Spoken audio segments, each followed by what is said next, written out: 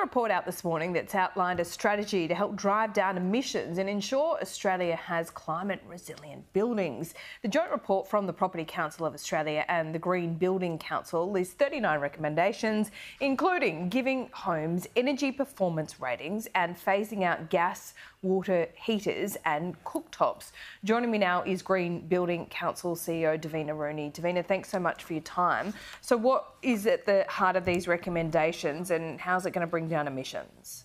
Well, fantastic. I mean, the built environment uses 50% of all the electricity in the grid. So if we're going to have big carbon targets, we really need the built environment to be at the heart of this. So the call for this report is for the government to partner with us. We're thrilled to be launching this with Assistant Minister McAllister today. Key recommendations to help us drive down emissions in the built environment. One thing that is really going to get people worked up is this idea that they're going to have to give up their gas stovetop. Why is that one of the key recommendations?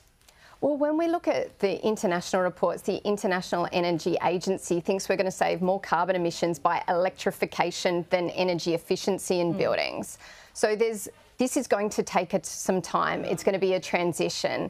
And what we're already seeing is celebrity chefs like Neil Perry are out talking about the cooking's better with induction cooktops. We know with heat pumps that they're far more efficient. There's a real opportunity for Australians to save money as we have a transition. Now, obviously, it's going to be in the long term.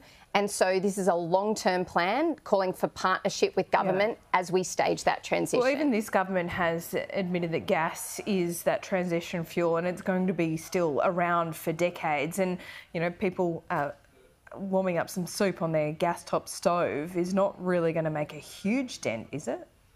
So the way we look at it is there's this thing called the hydrogen ladder. Where are we best off to use green gas in the future? And there's spaces that are really important, like manufacturing, green steel, but all the independent reports say that heating buildings isn't really that place. So there's a real opportunity for us to jump technologies. You know, we went from the Nokia phone to the iPhone. There's this huge opportunity to jump technologies and go into the most efficient places. Buildings have been a boring but important part, but we spend 90% of our lives here. They use a huge amount of energy. There's a real opportunity to partner with the government and put this right at the heart of carbon policy. Yeah, there's a bit of a gap here. Do you think there's a danger with jumping technologies, as you put it, that you lose some of that reliability? Electrification, renewable energy, everyone would rather be there sooner, but we're just not. We're going to need these fossil fuels for quite some time. So by jumping that, does that put more more pressure on the grid, a grid that is still very much relied on for reliability by fossil fuels? Well, Laura, you're exactly right. This is a long-term plan.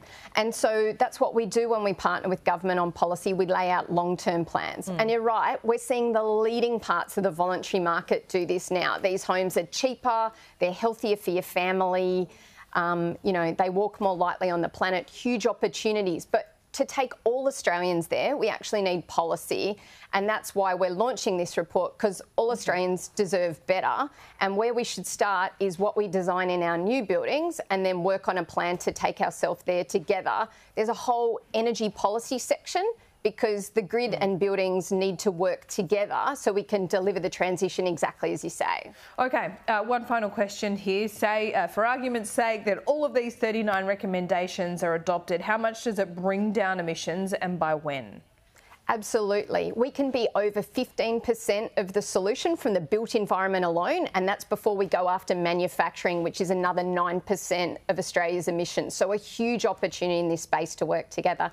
Thank you so much for having me.